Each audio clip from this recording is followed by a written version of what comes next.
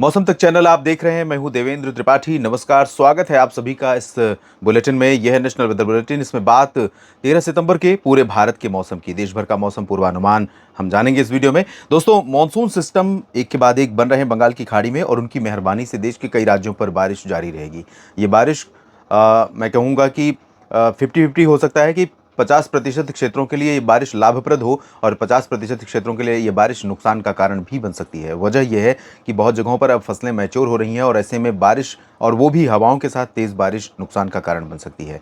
बंगाल की खाड़ी में इस समय जो सर्कुलेशन बना हुआ है, अगले 24 घंटों में वो तब्दील हो जाएगा कम दबाव के क्षेत्र में। यहाँ पर कम दबाव का क्षेत्र जैसे ही बनेगा और ये आगे जब बढ़ना शुरू करेगा तो विशाखापट्टनम, जो आप देख रहे हैं ये वाला रीजन, यानी उत्तरी तटीय आंध्र प्रदेश का रीजन, और एडजॉइनिंग साउथ ओडिशा यानी दक्षिणी ओडिशा, इन दोनों जगहों से होकर के आगे बढ़ेगा। और इसके साथ साथ जब ये सिस्टम आगे बढ़ेगा तो बिहार तक प्रभावित होगा। पश्चिम बंगाल और झारखंड, ओडिशा से लेकर छत्तीसगढ़, महाराष्ट्र, मध्य प्रदेश, गुजरात, राजस्थान, उत्तर प्रदेश, इन तमाम जगहों पर असर पड़ेगा। उत्तर भारत में भी जो हवाएं अभी जोर मार रही हैं पश्चिमी दिशा से राजस्थान के ऊपर या पंजाब के पश्चिमी भागों के ऊपर, कि अब भाई वापस लौट जाओ मॉनसून, अब आपका समय खत्म हो गया है और अब मेरा नंबर है, मेरी बारी है। ये पश्चिमी हवाएं इस तरह से जोर मार रही हैं, लेकिन अभी मॉनसून ढिठाई दिखाएगा और इन हवाओं को पीछे धकेलेगा। अभी पश्चिमी राजस्थान के भागों तक भी इन पूर्वी हवाओं के पहुंचने की संभावना नजर आ रही है, लेकिन अभी वो 3-4-5 दिन का समय लगेगा। फिलहाल जो वर्तमान परिदृश्य है, इसके आधार पर मैं इतना कहूंगा कि मध्य भारत, कुछ उत्तर भारत और पूर्वी भारत और दक्षिण भारत के कुछ हिस्सों पर बारिश होने की संभावना है। देश के कई राज्यों में बारिश होने की संभावना है। इनफैक्ट अगले 24 घंटों के दौरान है 13 सितंबर को। तो आइए सबसे पहले जानते हैं, सबसे पहले क्या बात हो गई मौसमी सिस्टमों की, और अब जानते हैं बारिश किन राज्यों में होने की संभावना दिख रही है। तो जैसा कि मैंने कहा कि देश के तमाम हिस्सों में बारिश होने की संभावना है और इसमें सबसे ज़्यादा प्रभाव, और जो वर्तमान सिस्टम है वो अभी आगे बढ़ते हुए उत्तर पश्चिमी उत्तर प्रदेश के ऊपर पहुंच गया है और यहाँ से मानसून की अक्षीय रेखा दक्षिण से होकर के गुजर रही है इस सिस्टम के, और इस सिस्टम से लेकर के एक ट्रफ रेखा बनी हुई है बंगाल की खाड़ी के बीच में। और जब ये सिस्टम यहाँ लो प्रेशर बनेगा तो जाहिर है कि मानसून की अक्षीय रेखा उसमें मर्ज हो जाएगी और इसी के साथ साथ पैरेलल जिधर से वो मूव करेगा सिस्टम, वहाँ पर बारिश बढ़ेगी।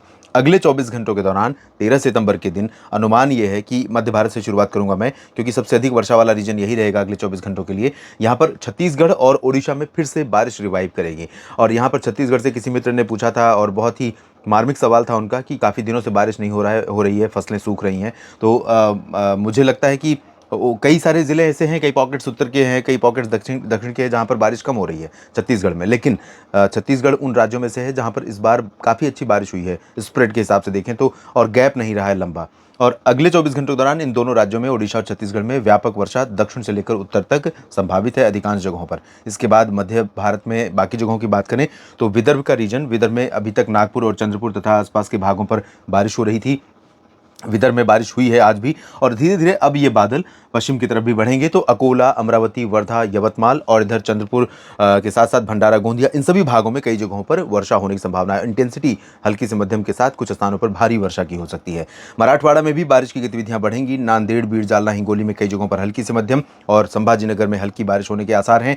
और मध्य महाराष्ट्र पर जो ड्राई वेदर हो गया था, आज यहाँ शुष्क मौसम था अधिकांश जगहों पर, तो यहाँ पर जलगांव, नंदुरबार, धुले, नासिक से लेकर के अहमदनगर से लेकर पुणे और नीचे सांगली, सतारा, कोल्हापुर, सोलापुर समेत तमाम जगहों पर वर्षा के बादल पहुंचने शुरू हो सकते हैं और हल्की वर्षा की गतिविधियां यहां पर संभावित रहेंगी। यहां पर बंगाल की खाड़ी नहीं, अरब सागर की हवाएं अभी पहुंच रही हैं और वो बादल बनने का कारण बन रही हैं। और यहां पर कोंकण गोवा की बात अगर करें तो इंटेंसिटी कोंकण गोवा में उत्तर से लेकर पालघर से लेकर सिंधुदुर्ग के बीच में पूरा कम हो रही है पहले की तुलना में। लेकिन अनुमान यह है कि रत्नागिरी, सिंधुदुर्ग, अलीबाग और मुंबई, साथ ही साथ महाबलेश्वर, दहानू, पालघर, इन भागों में कुछ स्थानों पर वर्षा की संभावना रहेगी। इसके अलावा गुजरात के साउथ ईस्टर्न पोर्शन में, जिसमें वडोदरा, अहमदाबाद, नांदेड़, नर्मदा, डांग, तापी, भरूच से लेकर सूरत, वलसाड़, नवसारी के बीच में कहीं कहीं पर हल्की वर्षा की संभावना है। और द्वारका से लेकर सोमनाथ के बीच में भी बादल बनेंगे। सौराष्ट्र के तटवर्ती रीजन्स में, जो अरब सागर का तटीय हिस्सा है, इन भागों पर कहीं कहीं पर हल्की वर्षा देखने को मिल सकती है।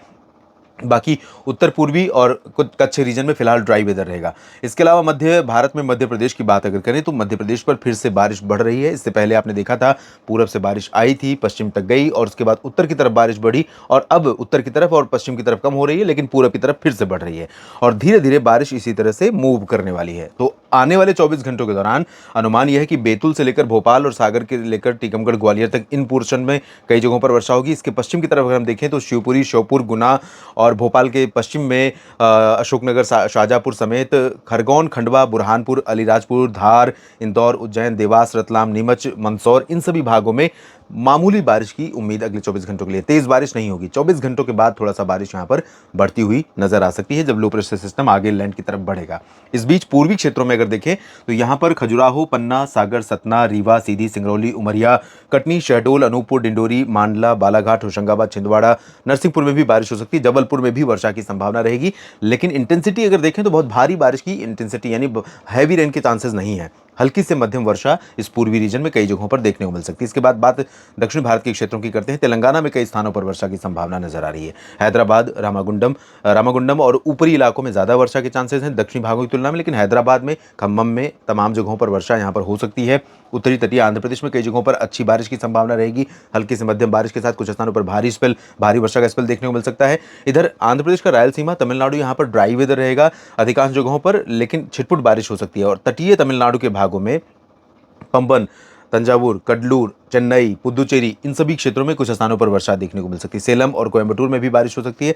केरल में भी बारिश होगी, लेकिन पहले से थोड़ा सा रिड्यूस हो रही है, लक्षद्वीप की तरह ही। और तटीय कर्नाटक में भी बारिश की गतिविधियां कम हो रही हैं, लेकिन बेंगलुरु, मैसूरू, हसन, चित्रदुर्गा, बेल्लारी, गडक, इन भागों में बारिश हो सकती है। गडक से लेकर गुलबर्गा, रायचूर के बीच में उत्तरी आंतरिक कर्नाटक में भी वर्षा के आसार दिखाई दे रहे हैं।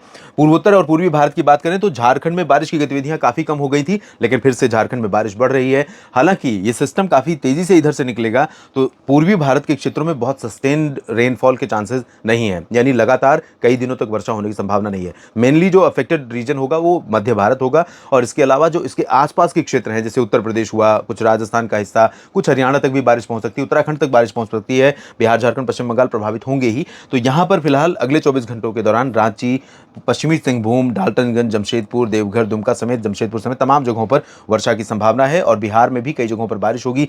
गया से लेकर भागलपुर के बीच में कई जगहों पर हल्की वर्षा हो सकती है, और ऊपरी इलाकों में बारिश की संभावना पश्चिमी चंपारण, पूर्वी चंपारण, सीतामढ़ी, मधुबनी और किशनगंज, पूर्णिया, इन भागों में कुछ स्थानों पर वर्षा हो सकती है। पश्चिम बंगाल के गंगीय क्षेत्रों में भी कई स्थानों पर वर्षा हो सकती है। मालदा में अच्छी बारिश रिकॉर्ड की गई पिछले 24 घंटों में, लेकिन उम्मीद यहाँ पर बहुत कम थी बारिश की।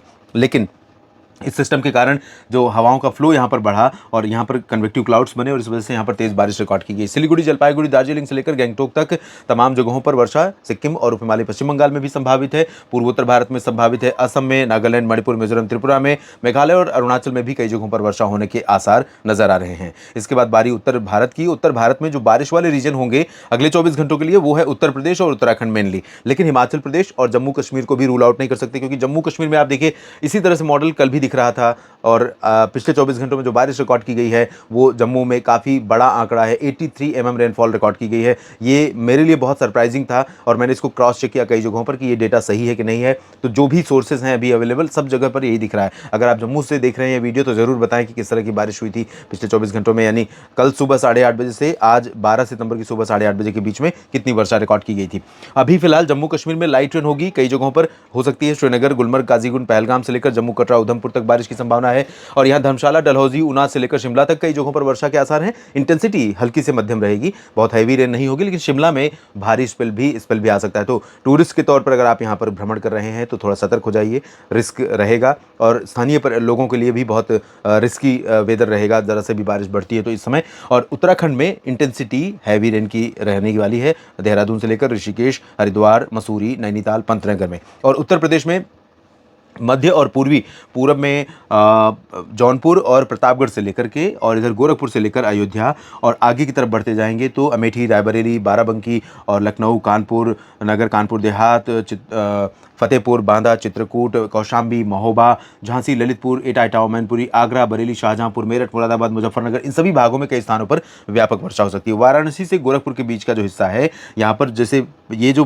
वैक्यूम दिख रहा है, वैक्यूम मतलब यहाँ पर एक्टिविटी कम दिख रही है, लेकिन रूल आउट मैं नहीं करूंगा क्योंकि हवाएं यहाँ से होकर के आगे बढ़ेंगी, तो थोड़ा सा संभावना यहाँ पर रहेगी। इसी तरह से अलवर, जयपुर, सवाई माधोपुर, कोटा और अजमेर, चुरू, ये वाला जो पोर्शन है, ये वाला संभावित जोन रहेगा मेरी नज़र में, क्योंकि जिस तरह की संभावनाएं बादलों के आगे बढ़ने की या हवाओं के आगे चलने की हैं, हवाएं मेनली यहीं तक ज़्यादातर फोकस रहेंगी, लेकिन थोड़ा सा मूवमेंट इधर भी हो सकता है, और इधर हुआ तो हिसार से लेकर रोहतक और दिल्ली, उसके नीचे के गुरुग्राम, फरीदाबाद, पलवल में भी संभावना बन सकती है। और इधर करनाल से लेकर अंबाला, यमुनानगर, पंचकुला, चंडीगढ़ में बारिश की संभावना बन सकती है। पंजाब और पश्चिमी राजस्थान में मेनली ड्राई वेदर ही एक्सपेक्टेड है फिलहाल अभी के लिए। तो देश भर में काफ़ी कुछ होने वाला है और क्या कुछ आगे होगा इस पर मेरी नज़र है, आपको अपडेट करूंगा। आपको सिर्फ इतना करना है कि आपको मेरे चैनल को सब्सक्राइब करना है। निवेदन है आप सभी से, क्योंकि आप जानते हैं कि आपका एक छोटा सा सपोर्ट मेरे लिए बहुत महत्वपूर्ण है और निश्चित तौर पर इसी सपोर्ट के बल पर मैं आपके साथ लगातार खड़ा रहूँगा। और कोशिश यही होती है कि देर ही सही लेकिन आपके साथ जुड़ूं ज़रूर। देर हो रही है, इस समय 8:30 बज रहे हैं। आमतौर पर कभी मैं 5 बजे भी डाल देता हूँ वीडियो, लेकिन आज 8 बजे डाल रहा हूँ, लेकिन आपके साथ जुड़ रहा हूँ। तो लगातार ये लॉयल्टी आप मेरे लिए और मैं आपके लिए बनाए रखें तो दोनों एक दूसरे के लिए फ़ायदेमंद रहेंगे और आपके लिए समय शुभ हो, आपके लिए आने वाला मौसम शुभ हो। इन्हीं कामनाओं के साथ मैं आपसे अनुमति चाहूँगा, लेकिन जुड़े रहिए लगातार मौसम तक चैनल और न्यूज़ मीडिया मंच के साथ।